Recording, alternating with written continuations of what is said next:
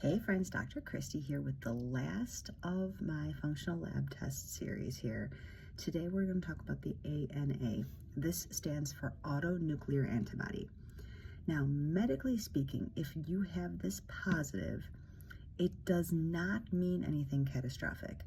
Medically, it's often written off as no big deal. It's often not even run because it's not necessarily a big deal. But what it is it's a marker of autoimmunity. So if you have lupus, for instance, if you have scleroderma, or if you have any other autoimmune condition, oftentimes this will be positive, and it will also give you a titer. It will give you a ballpark as to how intense the background autoimmunity is happening in the body.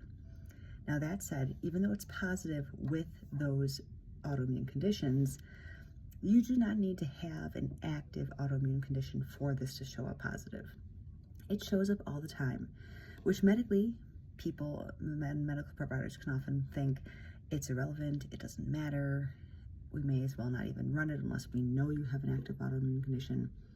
However, to me, this indicates something's brewing under the surface, and why wouldn't we want to get ahead of that instead of waiting until the bomb goes off, so to speak? So if you have Hashimoto's, for instance, if you have any other potential hormonal imbalance, metabolic issue, liver dysfunction, blood sugar imbalance, this is something to check.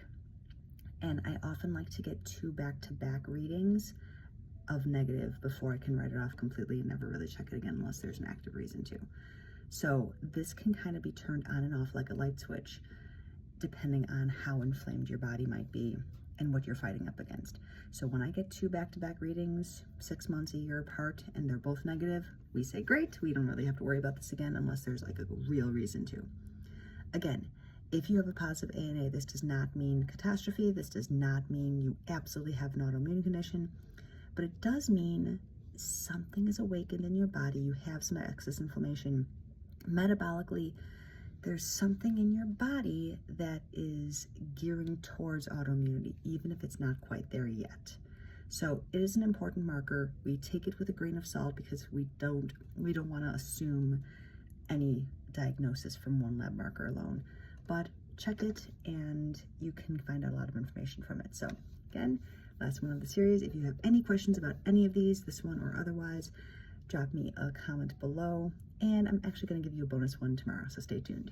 Have a good rest of your day.